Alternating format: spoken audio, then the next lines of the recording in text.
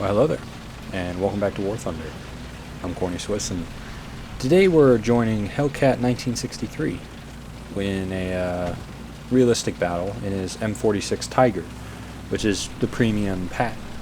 And I'm just checking to make sure it says 1963. The resolution on my I use Power Director, and the preview screen, the resolution isn't good enough, but I'm pretty sure it's 1963. Pretty sure. We'll go with it. Anyway, we're starting this game off by heading out onto the flank, because this is this is with that battle rating where you're going to see lots of IS-3 and those types of things. So it's a good idea to get out on the flank and surprise them. And that's exactly what Mr. Hellcat's about to do. Before we get into the meat and potatoes of the video, I want to maybe apologize a little bit for the sporadic content and the lack of War Thunder. It's been a very hectic last week or so.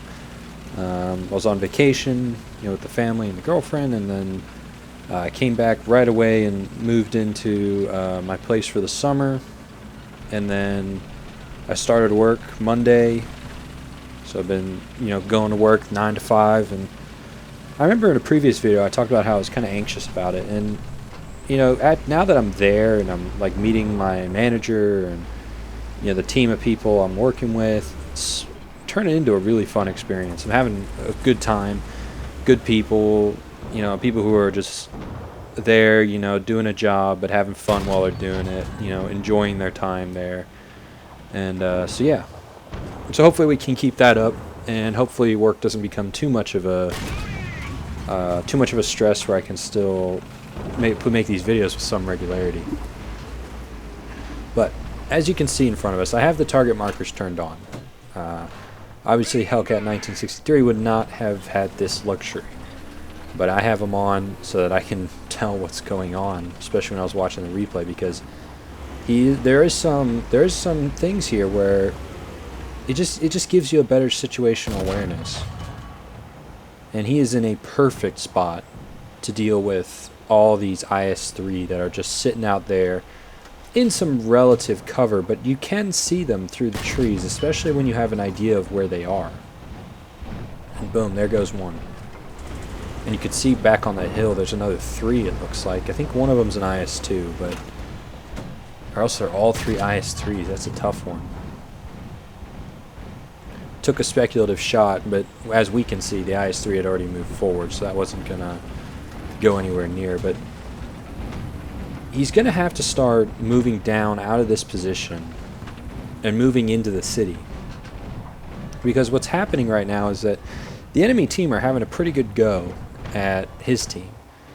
What do I mean by that? I mean that they're killing a lot of them, and the thing about having strong flank positions is that they're great, except when your allies that need to be holding the enemy in position so you can take those great flank shots, when your allies in front are getting run over, and by not necessarily by their fault, just they're getting beat up, it's generally more important for you to get down in there and mix it up and try and support them.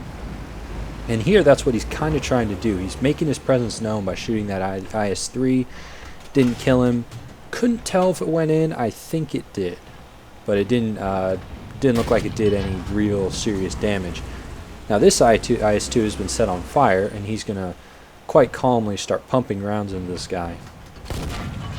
And you can see he switched to AP. He does switch back between AP and APCR fairly regularly, and it's evidence that he's pretty comfortable with this tank, because one, he's chosen a playstyle that is just very prevalent for this tank. This tank is a tremendous flanking powerhouse, because it doesn't really have the frontal armor to deal with a lot of threats to the front.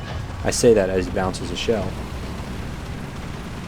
But on average, this thing's front armor, patents in general, their front armor isn't that great. What they really have is a potent 90mm gun, good speed, good maneuverability, and a decent rate of fire that allows them to win flanking engagements, where they can get out on the flank, beat down the opposition, and then crash inwards and hammer the enemy home while hopefully the team is holding them in position. Ideally, you want some tanks that go up the middle and others that are on the sides to make like a U or a reverse horseshoe, things like that, because if you can do that, you envelop the enemy and then they have nowhere to go. And that's just a classic strategy. If their turrets are facing forwards, they can't shoot you. But the situation has become such that Hellcat has had to come off that hill, which was a good position, but had kind of run its course because... Oh, T-34-85. Not anymore. Or maybe. Oh, there's another target. But he had to come out of that position primarily because, one, I mean, targets weren't readily available, but also, oh, this guy, SU-100, that's a very dangerous tank. His first shell goes in, didn't kill him, or maybe it did. I'm so dumb. It definitely killed him. I could have seen that from the thing ticking up on the bottom. It's been a long day. But he killed him. There you go. Oh, as I was saying, the reason he had to come out of that strong position, even though he's having success on it, because there was just no... If your team is getting hammered in the front and the enemy are pressuring the cap, you can't really stay in a position where you aren't actively contesting that cap. Now, interesting target selection here. The IS-3 has no idea he's here. That IS-2 was running parallel to him, very easily could have spotted him. This IS-3 is very unlikely to spot him, especially now that he's had a round put through the back of his turret. So that, I think, was a heads-up switch of target. Because the IS-3 was not going to be the tank that knocked him out. It was going to be the IS-2 that got alerted to his presence by him firing on the IS-3. So what does he do instead? He shoots the IS-2. IS-3 is in an advanced position. The IS-3 doesn't even notice, and he gets basically 2 free kills on an unsuspecting IS-2 and an unwarned IS-3. So that was a really good choice of target. Not one I would have probably made, because I would have just taken the easy kill on the IS-3 and tried to hopefully have some luck against the IS-2. But, you know, that being said, I don't get... I mean, I can get results like this, but not as often, not that often. A lot of people confuse me for a good player. No, I'd say I'm average, maybe slightly above average. I just have the opportunity to only show the games that I do well in. So I think if you saw every single game I played, you would think of me as more of an average player. But now this guy has absolutely no idea. The advantage of the way Hellcat approached the situation was he got all those nice juicy flank shots. Mr. IS-3, good night. And then he flanks down through the village and comes up behind all these tanks and just systematically works from the back to the front. If you start shooting the tanks that are farthest away from you, the tanks in the intermediate area, or I can't speak, but the tanks that are in the middle and towards the rear are going to notice that shells are coming in from the rear, right? And they're going to, in turn, turn their turrets. So if you start from the rear, work your way to the front, it's like the classic something you could always do in like Assassin's Creed or games like that, where you can assassinate the rearmost guard and the other guards won't be alerted. So then you assassinate the next one. Basically just work your way up a line until, you know, they're all dead. So that's a very good strategy. And one of the reasons I wanted to show this portion of the replay, I'm not going to show the whole thing because I'm not going to spoil it, but I'm not going to show the whole thing. One reason I wanted to do that is because Hellcat showed very good target discipline in this game. He went for the targets that were dangerous or weren't going to alert the enemy to his position. And I thought that was really good play. Now, there are plenty of replays that I've been sent in that I wanted to feature that I just ended up not being able to. It was simply a function of I didn't have the time, or, you know, whatever. It's just been a very hectic few weeks. But I encourage you to keep sending in those replays. And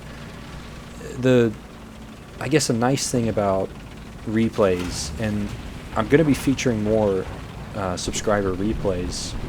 And I'll just definitely be showing my own replays and Phil's replays, and maybe trying to get Phil on the weekend, try and get Phil, and we'll play some games together and make some of that style content. But it's the nice thing is that he just casually destroys another tank. The nice thing is that I don't have to play as many games. You know, it takes me less time to sort through subscriber replays than it does to actually like play and to get clips of my own. If that makes any sense. It's not that I don't want to play, because I still like playing War Thunder a lot. It's more so that time has just become such an issue. You know, going to bed way earlier, waking up way earlier, going to work for most of the day. It becomes a hassle when, you know, I only have X number of hours, and it's not that many, to kind of figure out a video schedule and things like that. So if you don't like it when I show subscriber replays, I'm sorry, but for at least for the summer, they might become a more prevalent piece of content on this channel, simply because it's going to become difficult, especially when I get into, like, 'cause I mean, right now I'm just in training, but when I get into the actual work, I imagine I might be staying a little later sometimes. But what's happened in this game? Well, Hellcat's made kind of a loop. He basically ended up in his previous position, and now he's turned around and gone all the way back because the cap is under pressure, which, you know, is an issue. And according to the teams list, it's not looking good. It's his tank and 2 allied planes versus quite a few machines. It looks like 6 tanks, if I can count. Yeah, 6 tanks and 1 plane. And there's bound to be more planes as some of those tanks get knocked out. And his tank is just really dirty. Oof. Gonna come around this corner. We spot the SU-152. That's a very dangerous target. And there's his 10th kill, if I'm not mistaken. This was a tremendous effort by Mr. Hellcat here. It really was. And it showed good fire discipline and good tactics when approaching, when basically trying to, not necessarily 1v1, but you get the idea when he's basically behind enemy lines and sneaking around. But the issue he has is that the enemy simply just have too many machines. This is sort of a portion of the game, and he just took a hit from that IS-2. Not 100. Looks like the track gator. Oof, that was a nice hit. But he's pretty stuffed now, and I think he realizes it. Trying to straighten up the armor, angle it, whatever. I mean, it doesn't matter with an IS-2. His gunner's back up, but it looks like he is not going to get the chance to fire another shell. Yep. Bummer. It was a tremendous effort, though. And I encourage you guys, keep sending me those replays. I'm going to be paying way more attention to that. And I'm really trying to get ahead of our video schedule. I'm going to try and use the weekends to just play, get as many clips as I can, so I can at least try and make as many videos in advance and try and sort of front load the work so that when life becomes stressful, I have a bank sort of to fall back on. But anyway, I want to thank you guys for watching. I apologize for my absence, for my lack of attention to the channel, but hopefully I can find some median where we can reach a happy middle ground. But anyway, thanks for watching. I've been Corny Swiss. I'll see you next time.